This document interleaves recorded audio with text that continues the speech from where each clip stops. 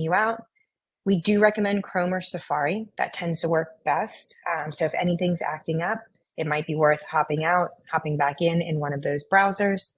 Though this is being recorded, I'll show you where you can find the recording to it, and you'll receive a follow-up link for transcript and all with Irma as well. And I see some typing, so I'm hoping I'll see some more intros here. And as as we get started here, Katie has decided that she wants to give us a live demo. So we'll go over our agenda in just a moment. This will give you all a chance to introduce yourselves. But I have Ash, my little senior mini American Shepherd right here, who's just hanging out because he doesn't want to miss out on anything. I have Katie requesting wet food and kibble. She is my little visually impaired 1-year-old cat. Yes, oh, and pumpkin, okay. Requesting some wet food, kibble, and pumpkin. And so I am gonna go ahead and follow through on her request so that you all can see what this looks like. So I'm talking to her all throughout. I'm gonna adjust my camera so you all can see me. Sorry, Ash. Hi, Ash. I was trying to get him in the frame, but then my head was cut off. So, hi, yes, Katie wants wet food. So in Katie's case, she's pretty visually impaired. She doesn't have a lot of input. So I like to bring things to her. And even for learners who do have nice visual input, bringing things to the board, having this be the zone of reinforcement, this where all the action happens. Look at her chowing down here. And Ash, you are being such a good boy. Obviously, with multi-learner households, manage everyone's personalities as you need to. I've got Bernie, my one-eyed kitten here, who is going to check out what's going on. He just finished his puzzle in the background there. So Ash is a resource guarder of food. So that's why I'm reinforcing him for making good life choices and not coming over and trying to get Katie's food. So obviously, this is going to look different depending on your learners, your household, how all this is. And if you're just joining us, welcome. I'm just doing a little bit of a demo since my cat decided that she wanted to request wet food, kibble, and pumpkin. So I've got some pumpkin that I just grabbed out of the fridge. She's got some wet food and kibble in her bowl that she's finishing now that I will get her a refill on. And so what I want you all to see is that either an accidental press or once it is intentional, the more you can say yes to their presses, the faster they can make these connections. And we're putting a lot of value into our relationship bank account. And I can see Ash creeping towards the food, so I'm going to redirect him with a treat there. Good girl, Katie Cat. Did you finish? Let's get more. So this is where I can be modeling both verbally with my voice, but also wet food, kibble, pumpkin, more. So I'm pressing the buttons, I'm talking to her, I'm getting her a quick refill here, and then we'll dive into your intros. We'll go over our agenda for the day, all the fun info that we're going to be going through. And I'm excited to learn more about how things have been going for you all, your learners, and how I can help make the best use of our time together this evening, or whatever time it is, your time zone. All right, Katie Cat, you ready for a scoop? So even though I'm not pressing a scoop button, because that one is not currently on their board, I'm still narrating when I'm about to pick her up and move her around and all. Thank you, Calvin and Jason. Jane, welcome to you, Smudge and Schmear. Oh my gosh, love the names. Bicolored Tabby Cats, 2.5 years old. Great to know. I've only had the buttons about a week, and they seem to understand that the buttons are special, but they don't seem to understand how they work yet.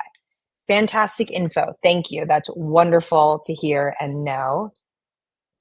We'll talk about how to hopefully get them taking more action as well on their own. Though, sounds like you're on the right track. Sometimes it just takes more time, more demoing, more modeling. We'll talk about all that. Don't worry. Titi, welcome from Bangalore, India. Oh my gosh. Yes, definitely. Well, I'm trying to acknowledge that we were all in different time zones. So apologies. I keep saying evening when it is not clearly y'all's time. 2 Goldens, 7 and 8 years old, just got our hands on the FluentPet buttons. We haven't started yet, but super excited to get started. Awesome. And hopefully you'll feel nice and confident about where you're going both after today and going forward. We'll have continuing education options that I'll share with everybody as well. Jessica, welcome. Working on communicating with David, Hero, and Alexis, all cats between 4 and 13 years old. So far, only accidental presses from David and Kiora, but truly that's fantastic that you are getting accidental presses that you can follow through on and show them what a fantastic learning opportunity that those are. Thank you. And Sheila, welcome to you. And Phelan, aka Little Miss Sassy Pants, an almost 1.5-year-old house panther. Nice. Just started Saturday. Wonderful. I don't know if you noticed void kitten slash house panther, depending on what mood she's in. Katie here wandering around. And Jose and Elvis from Vancouver, welcome. Thrilled to have everybody. And if anybody would like to introduce themselves in the chat and hasn't had a chance to yet, feel free. I will see that. And on the agenda today are our introductions, which we're doing right now. Then we'll chat through the keys to button teaching, modeling first words, and target training. This is an interactive discussion, so feel free to ask questions throughout. In the chat's easiest for me so that then I can talk about it whenever we're at that portion of the presentation. But then we'll have time for more resources and then Q&A afterwards as well. If it's easier to talk through your questions, just hang till the end and we'll be sure to get y'all feeling confident and ready to start from there. Oh no, Marjorie, hopefully it's not frozen for anybody else. And just a reminder, Chrome or Safari, if anything's acting up. That tends to work best, though, you know, technology, it's hard to say sometimes. Lynn, welcome with Herbie, 3-month-old puppy, and Kingsley the cat, who identifies as a dog. Learning the word outside. You know what? My one-eyed guy, Bernie, outside wound up being the button that unlocked his desire to press as well. I didn't start with it because I didn't want to commit to having to say yes, because it's a big commitment to go outside with him, gear him up, supervise him. It's a minimum of an hour excursion. So I didn't start with it, but that was the one that wound up motivating him. So you're in good company there. Janelle from Phoenix, welcome to you. And Gus, obsessed with the buttons, but not pressing intentionally. Okay. Frankie is my smarter dog, but he's not pressing any buttons yet. Interesting. Great info. Thank you all. All right. And a little bit more about us. While Alexander Rossi and Christina Hunger were using buttons previously with their learners, FluentPet is the original button teaching system.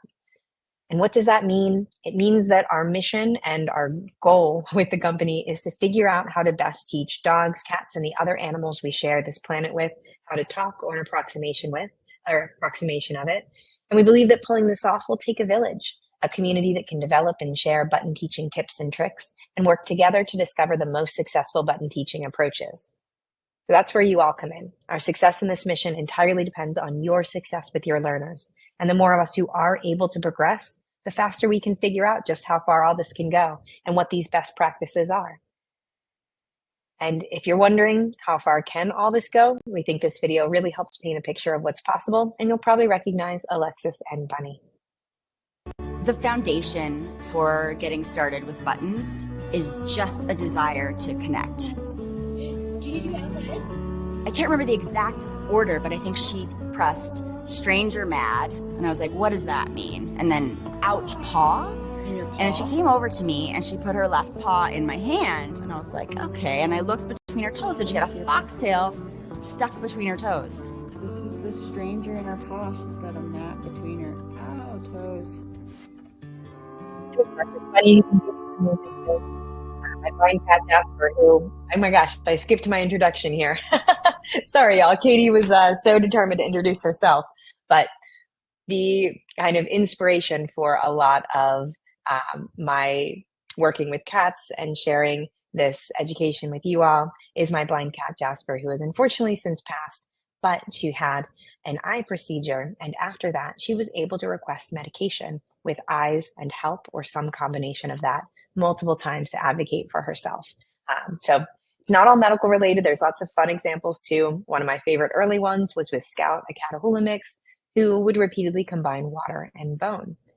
We weren't sure what she wanted. The researchers got involved, and finally we figured out it was ice cubes. So she got an ice cube button and was able to advocate for herself in that way. So it really is amazing how creative they can be, even with and limited vocabulary. So quick note, I can introduce myself here. My name is Morgan Krug. I'm a certified dog behavior consultant. I've been working professionally with animals for going on 18 years now. You all met a lot of my crew in the background and while demoing here. But yeah, Jasper was really my main inspiration. And then I have my border collie, Adora, who is started pressing about 4.5 years ago now and is very active with her buttons as well. And a note, what we're going to be going through tonight are general best practices, what we've developed over the last 4.5 years. We as a company, the researchers, myself and other trainers, what we've seen as general best practices, but that doesn't mean that you have to do it this way. It doesn't mean that it's the only way to do it or that it's necessarily the best way for your individual learner. You know your learner and your household best. So if at any point I'm saying something and you're like, it's not going to work for us, no worries. Let us know and we can figure out what will work best for you. And looks like we have Robin, one of our FluentPet guides here this evening as well, who also teaches some of our mentorship calls, which sneak preview, we'll talk about more about that in our continuing education, additional resources portion. But this is not your only opportunity to get help unless you want it to be.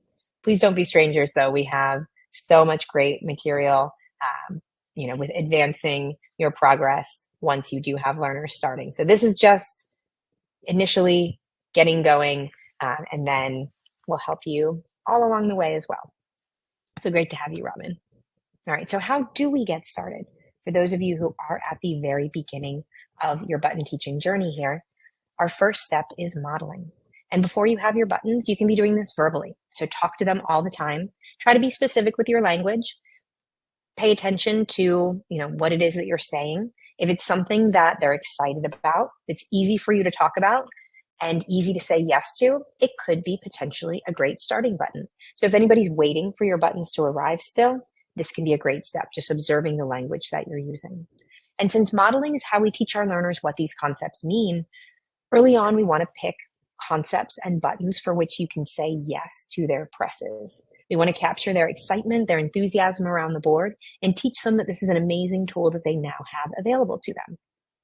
So 3 simple steps once you have those buttons set up and ready to go. First, press the button, something that you can immediately and frequently follow through on, easily say yes to. Step 2, follow through. Show them the meaning of the word by making it happen. And then step 3 is repeat. Go back to step 1 and repeat, repeat, repeat. It's a lot of repetition, especially early on while we're helping them understand that the buttons have a consistent outcome each and every time. And so early progress might be napping on or near the board because they see that it's a valuable place to be. It can be reacting to you approaching the board or you pressing a button, even if they're too excited to pay attention to what is actually being pressed, even if they haven't connected what sound is coming out quite yet. That's all really great progress that you all have described that you're seeing so far like that. So keep at it, keep modeling, and show them the button has a consistent outcome each and every time. And so what does this look like in practice? I have a video for you with Kelly and her learner, Delmer. This is the first 24 hours that they had buttons down in their household. So I want you to get an idea of how much repetition she's doing throughout the day. And if you don't work from home, no worries. Just whenever you're around, whenever it's relevant and convenient, be trying to press those buttons and follow through. Puzzle. Outside. Outside. Outside. Outside. Outside. Puzzle. Outside. Pet. Puzzle. Outside. Outside. Pet. Puzzle. Puzzle. Yes. Beautiful Puzzle. accidental More press. puzzle? Puzzle. Great learning opportunity there. Outside. Outside. Outside. Puzzle. Outside. Puzzle. Outside. Outside. Outside.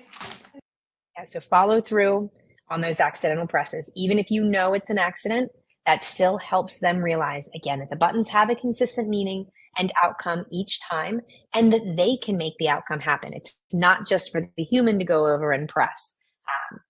And we'll talk about kind of creating accidental presses in a little bit with some target training, rapid modeling, things like that. So hopefully that's a helpful visual. I have a note at the bottom before we jump to our next example.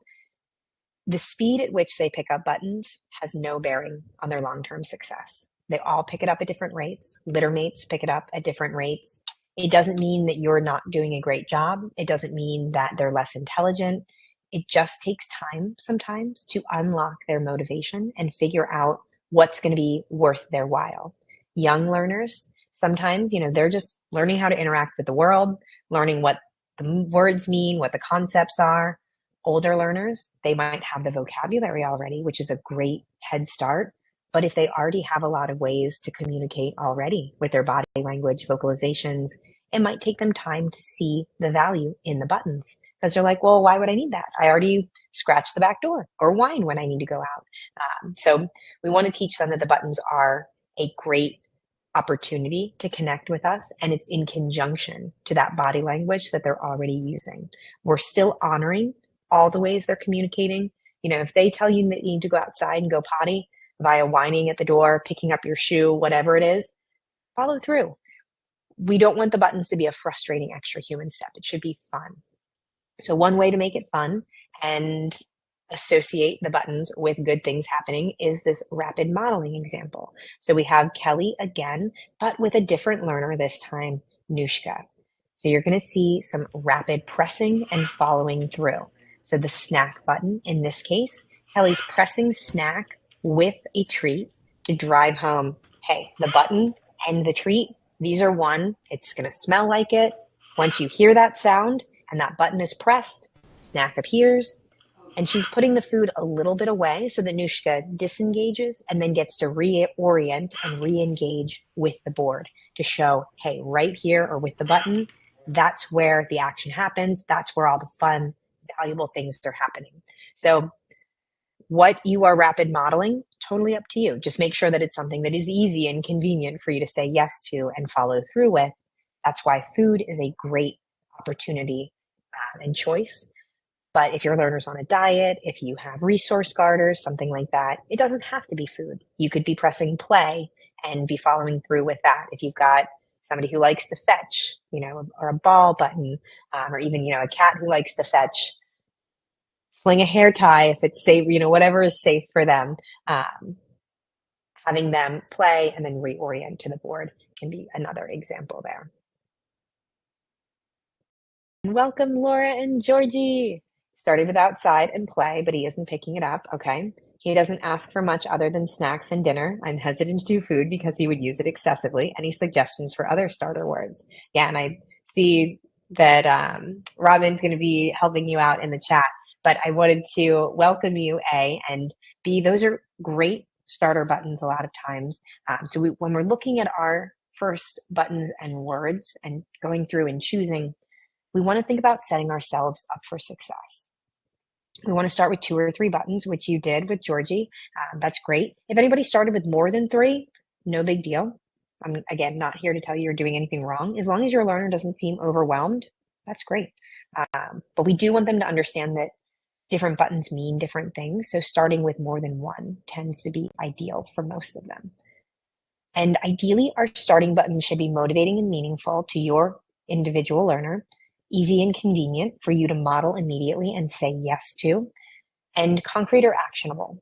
Because the soundboard itself is an abstract tool that they're learning how to use, it can be overwhelming or too confusing if we also have abstract concepts down. So starting with easy to follow through with buttons that you can take action with, something like play and outside in those examples, eat as well, of course, puzzle, that can be a good option for food that isn't just you being a vending machine necessarily, but a way for them to work for the food and get some enrichment and to buy you time between presses. Pets or scritches, scratches, brush for a lot of cats in particular, some kind of physical affection button. So thinking about different options like that, what motivates them. But if food is that motivating to them and you've already been modeling, particularly if you've already been modeling multiple times, like a dozen times a day with each button for a week or 2 now, and you're not seeing much interest, food can be a really great motivator, a great way to unlock the desire for them to press. And for me, I chose a general eat, and I believe Calvin did the same as well, so that I could model it while I'm eating. mom eat, while they have wet food, while they have kibble, pumpkin. And those of you who were here at the very beginning when Katie was requesting, though we started with the general eat, we've since broken it down into those specifics so that she can tell me what it is she's in the mood for. We can add pumpkin as a meal topper. I never would have known without the buttons how much my little Black kitten loves, loves, loves to have pumpkin on her food, and it seems to have helped her stomach a lot. So she requests it usually for 2 meals a day at this point. Um, but we started with that general eat and then got specific. So it's up to you based on what language you're using, what's of interest to your learners, whether or not you want to start more generally with something like a play button or more specifically. For my border collie, we did start with ball because ball is life. And that was more motivating for her than a general play, though we have a general play on the board now. So you're not limited to one or the other. If you start general, you can get specific. If you start specific, you can always get more general. So I don't know if that's helpful to think about as well. But whether it's a general eat, but if, again, you know your learner best, if you think that's going to be too over the top for them, thinking about some other motivators, other things that they're trying to communicate to you throughout the day, that can be really helpful. I will say, though, a lot of us have been concerned, myself included, about starting with food buttons, and we explicitly recommended against it 4.5 years ago when I got my start. The literature with the buttons said, don't start with food button. We were concerned that they would just become obsessed, that they'd fixate on it. But what we found now over the years and over thousands and thousands of households is that once it's no longer a limited resource, because we're saying yes so frequently to the press, and it can be a single kibble that you're reinforcing it with. It doesn't have to be an entire meal, right? That's not realistic. But because we're saying yes, because it's no longer a limited resource, it's not as valuable. They don't tend to be as obsessed as we would expect them to be. So I don't know if that's helpful or not to think about, but again, go with your gut, and you can always save it as a high value option. We can always have a food button come out just to practice targeting the button as well. We'll talk about that in a couple slides. And Janelle, I hear you on that. Yeah, and Robin said they started with 4 to 6. Puppy Parker Posey, who is best known for her iconic squeaker car press when there was an ambulance outside of her house. Makes perfect sense, right? To call it a squeaker car. They started with more than 6, I believe, because they also couldn't decide. So that's why, yeah, as long as your learner's not frustrated, not overwhelmed, that's great. If it seems like they're struggling, if they're not picking it up in the next few weeks, maybe paring back a little bit. If you have some abstract concepts on the board, it might be worth, paring them back first if it comes to that. But keep modeling, model, follow through, show them what those buttons mean, and that can be incredibly motivating for them too. Thank you. And Calvin added that link and to their Instagram page there. And Irma had added Kelly and Delmer's earlier if anyone was interested too. Thank you all so much. All right, and so what happens if you do pick something that is super motivating and you're like, oh my gosh, I can't say yes to all these presses anymore? That's a really good problem to have, but that means you might be ready for some abstract concepts. The first thing, though, that I do want to emphasize is the more yes options we can have on the board, the better. That way they're not frustrated. That way, if we do need to say no to, maybe a walk outside because it's over 90 degrees, it's not safe to take them out, or it's below freezing, or whatever it is in your area. It's not, you can't, we're only human. We can't always say yes. So thinking about the more easy to say yes to buttons and kind of having a few of those down, that's where I love having puzzle, so that I could put, she's requesting wet food a lot. I could put it in a puzzle for her, and then it takes her a little bit more time to work through and eat it instead of, repeatedly interrupting me while I'm trying to work, for example. A shred button, if you have a learner that loves chewing on things, if you start noticing them frustration chewing on the buttons or the board, add a chew button. Behavior is information. So that can be really helpful too. So as many easy to say yes to things on the board as you can. And then thinking about some early abstract concepts like more and all done, yes and no, now and later. And if you notice, they're in pairs so that you can model them in opposition to one another or in contrast to one another. Yes, outside now. We're taking action with the yes, with the now, more, more water, more outside, more wet food. Yes, Katie, want more wet food? You have wet food. Yes, yes, yes, wet food. Let's scoop for wet food. Yeah, Katie, scoop wet food. There you go. Wet food. So we can take action, right? That was well timed on her part. We can take action with the yes, with the more, with the now. But in contrast, outside all done, later, nothing happens. That's a lot more difficult for them to understand. So picking a pair, whatever you're naturally talking about, if you already use more and all done, there's your early abstract pair. If now and later sound better, pick that. Pay attention to how it is that you're talking to them.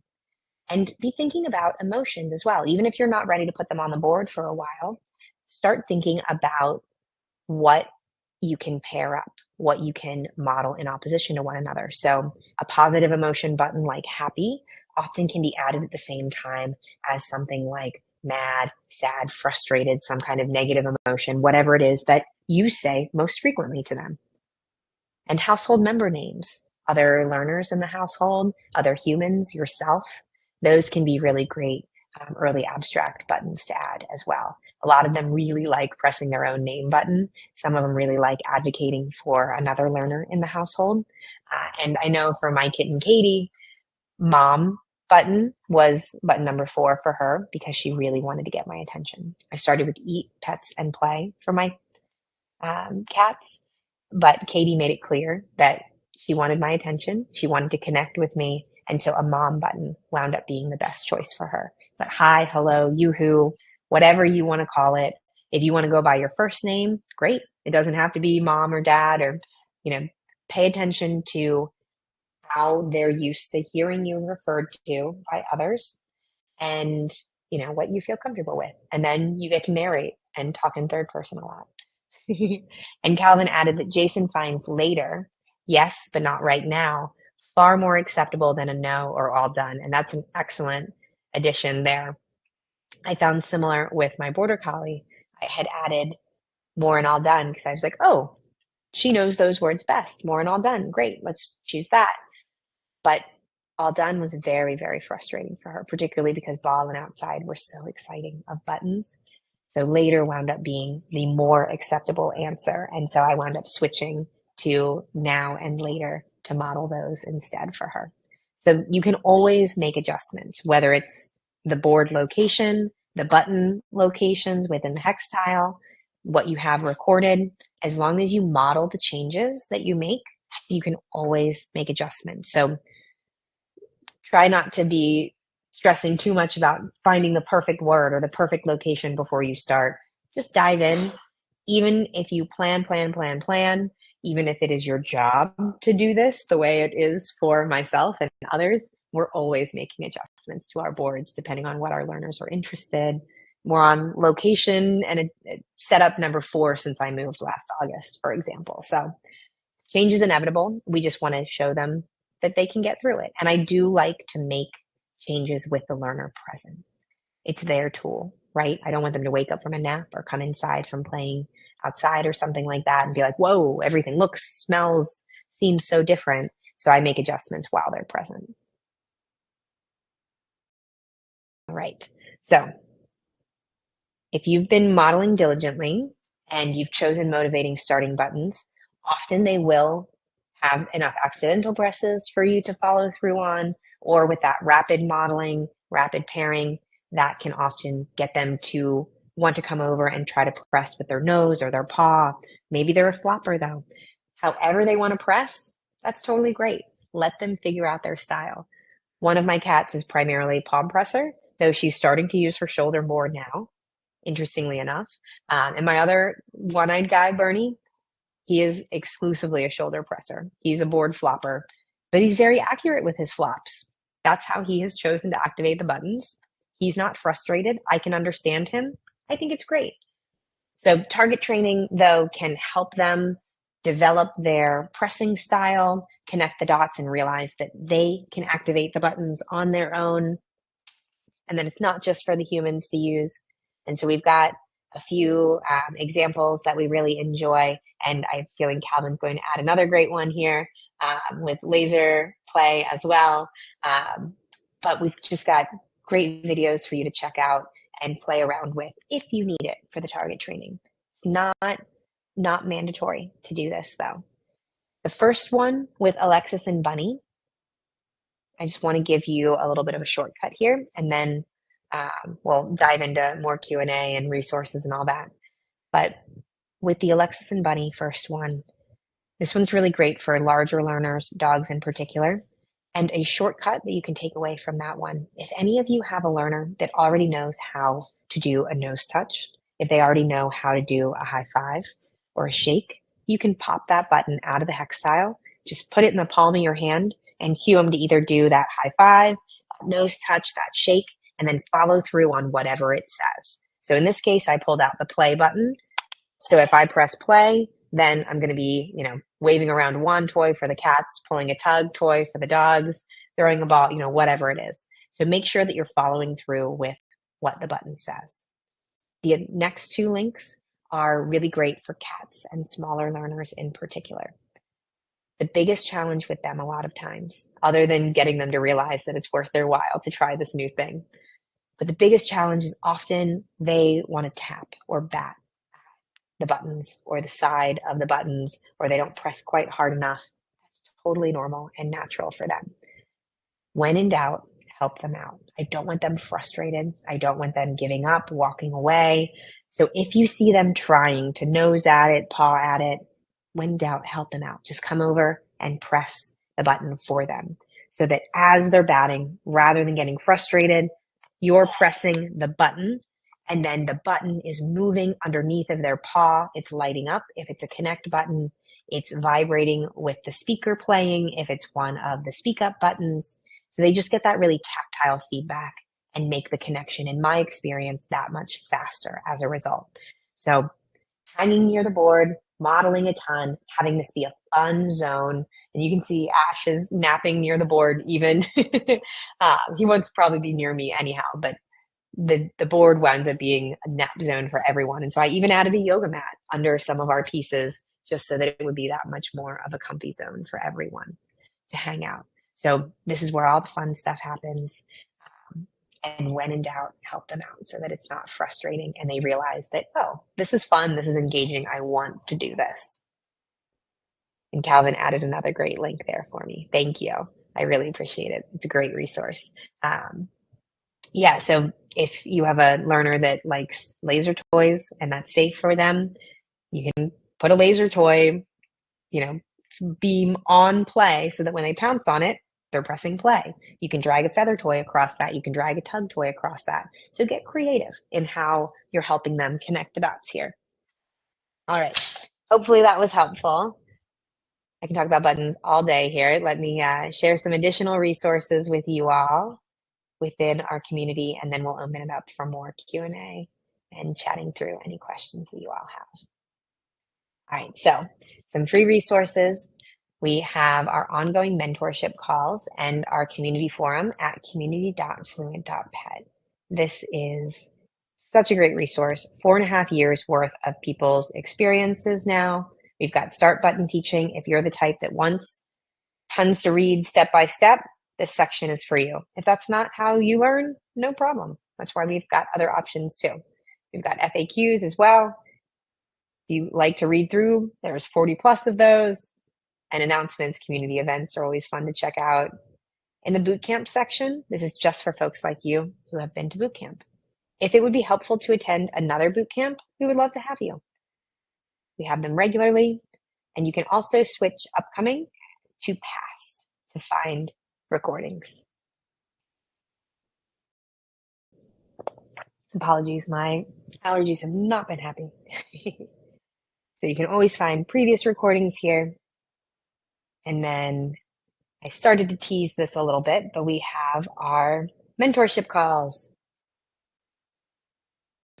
Our next one is with Robin on Wednesday evening, or well, depending on your time. Once you RSVP, it will show it in your time instead of mine. But we've got getting you started, setting up for success here. On Friday, if you're a multi-learner household, I'll be going through what management looks like for that. If you wanted more in depth on what I was showing at the beginning demo there. We've got helping you pick your first words if you're still stuck between a few things, or if you want to get the rest of your household on board. Lots of fun target training, different options here, and we'll have more that will be added soon, I'm sure, for next month too.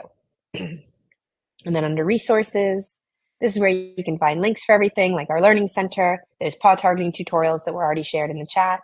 Here's a soundboard planning tool. If you're the type that wants to have an idea of what the board is going to look like, just be ready to adjust your plans, of course, right?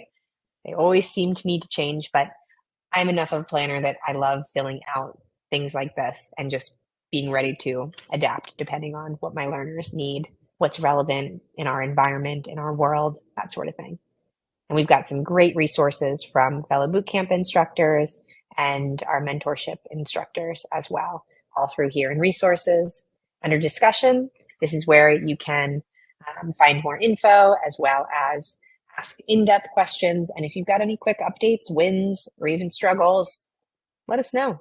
That chat portion's here for you. One last thing I want to show you here, though I recommend doing a deep dive if you're interested through discussion. Show off your soundboard. If you're looking for inspiration, check out what everybody else is doing here to help figure out, oh, is a nice convenient location like this. Here's a nice napping near the board picture. You can see different wall mount options. Here's that soundboard planning tool in action. That's some with walkways through. A lot of our learners like to watch us while they're pressing. They want to know that we've heard them, that we're reacting, that we're getting up and responding. So even if you're looking for a space-saving design, like a corner board, thinking about giving them enough room to walk behind and then stand there in the corner and stare out at you and press, that tends to help a lot of our, especially early learners. And say you work in, an office on another floor, most of the day, but your learner comes with you, just pick up the board and bring it with, or you can have a duplicate board. But even if it's in a nice central location, like in the hallway, if they need to go out of sight and disappear from you, that can be tough for a lot of our learners. So thinking about how can they watch me while they're first learning. Irma, thank you for all of those links. All right. And a couple more resources, and then we'll dive into Q&A. And I see a few things pinned and all here. So we do have our Let's Get Them Pressing course. If you want more hands-on help than all of the free resources that I just shared, this is a phenomenal course that is with a small group cohort, live coaching, as well as asynchronous materials. Robin's been through the course. Calvin's been through the course. Really, really great information. I helped contribute some of the cat material, though we are in the process of developing a cat-specific Let's Get Them Pressing as well, if interested. And we do have a 25% off coupon code if interested. Put that in the chat. Oh, and Irma's already got it there. Thank you. That does not expire, so take advantage of that if interested. And it is taught by Diane with NeuroDog Training and Alexis with Bunny. So it's so much fun. And then if you are looking to add to your board or get hex tiles or more buttons, anything like that, we do have 15% off that's good for everything at fluent.pet for the next 24 hours. That is linked right there. And we'll put, thank you, Irma. And if you have any feedback for us, we're always looking to improve. We would love to hear from you. We'll put that link in the chat as well. All right. So thank you all. I want to open it up to more Q&A. So I'll start with what came through in the chat, and then feel free to raise your hand as well if you'd rather talk through it or type. But again, this is not your only opportunity to get help. We would love to see you at a future boot camp if that would be helpful, at a mentorship call. Yeah, different fun ongoing calls, community calls. Once you have success with your learners, you can become a guide if you want, which is just such a fantastic community of like-minded people who want to learn more about what our animals can do. All right, so I didn't realize there were different types of buttons. I got the basic buttons. Are they going to be more difficult for my cat versus a button that lights up or vibrates?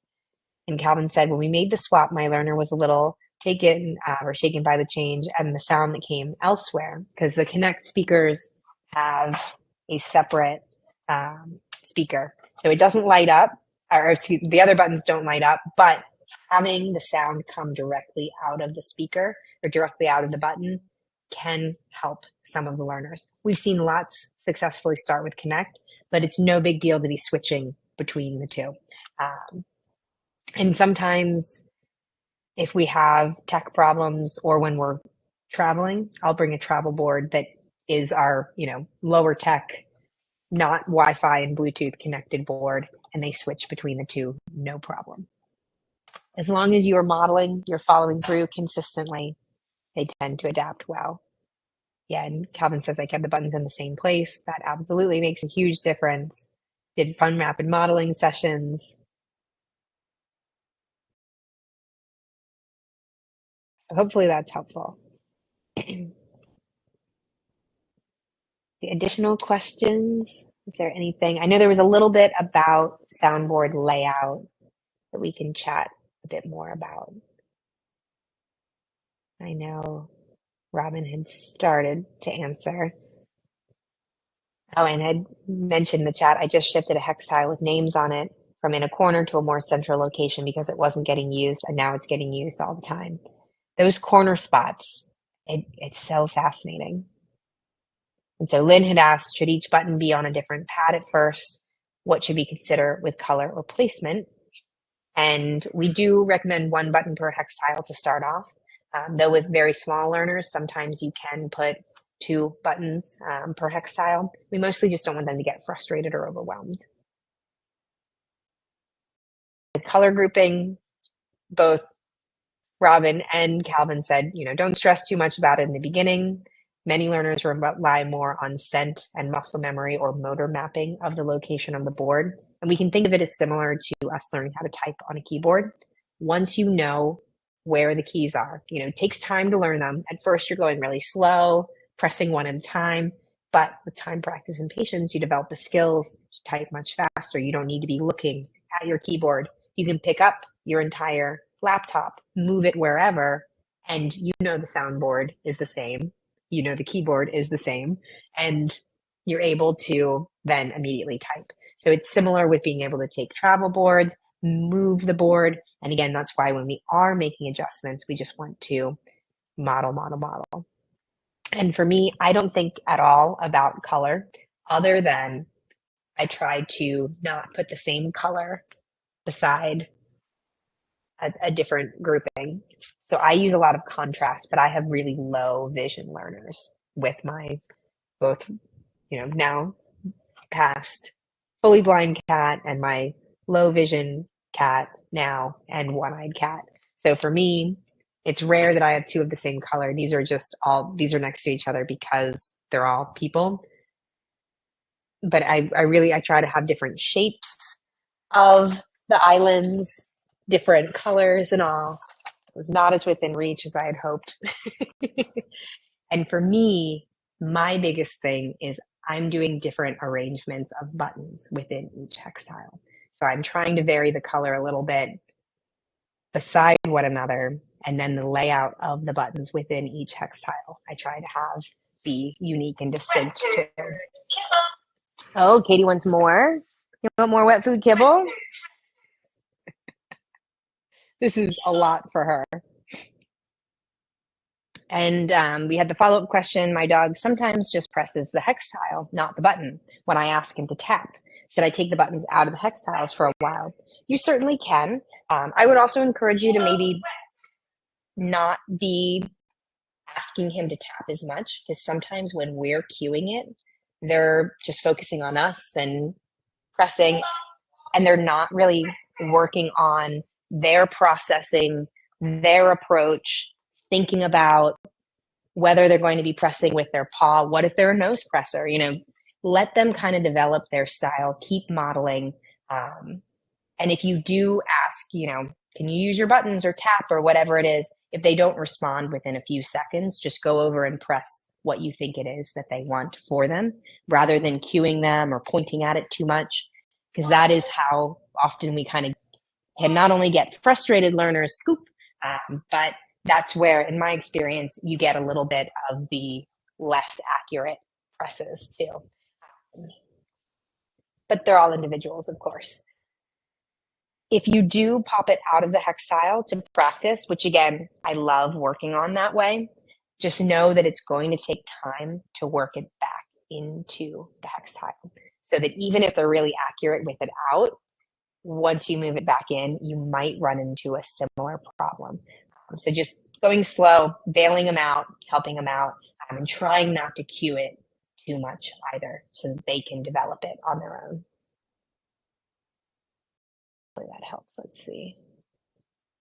Janelle said, yeah, I stopped queuing, frankly, because I was in fact getting frustrated. Totally fair. Yes.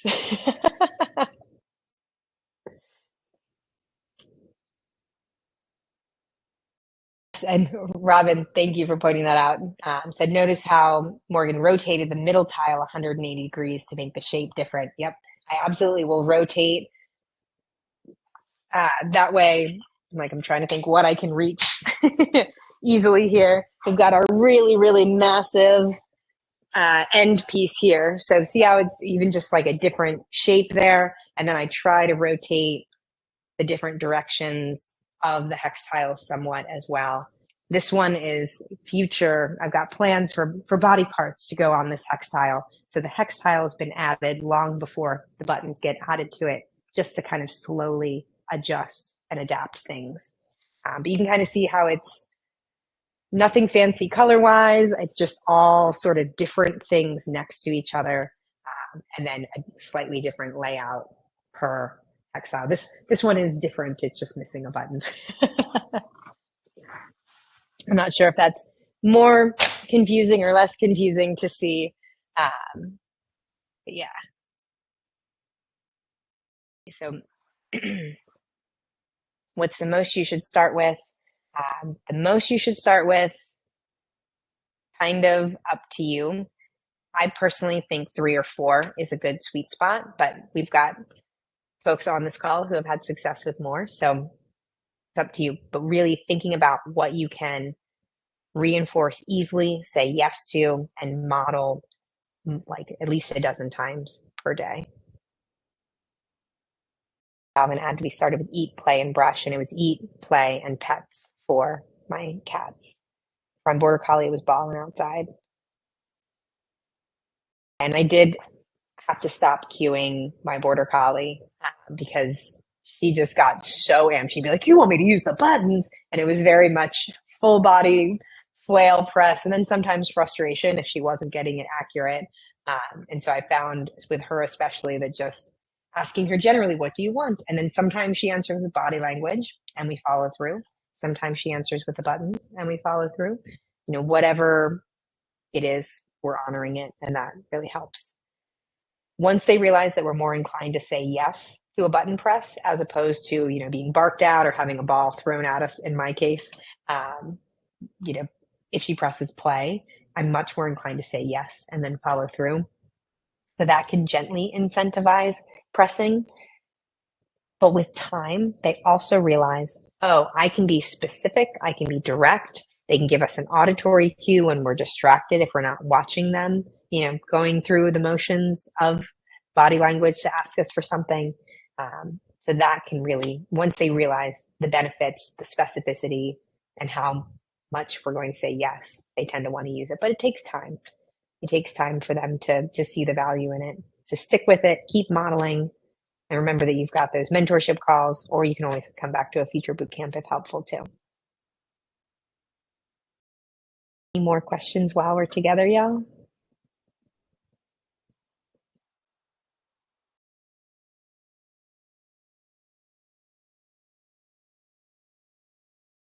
I'll hang another minute in case anybody is feeling shy or starts typing.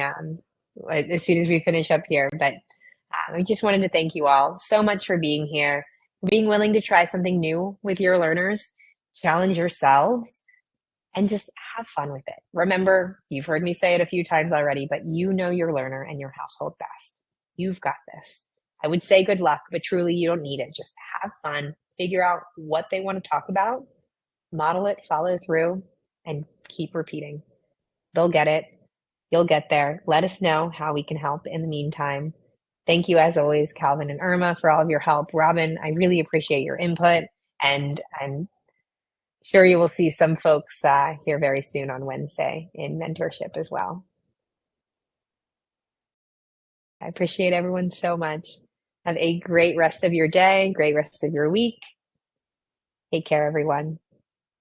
Bye.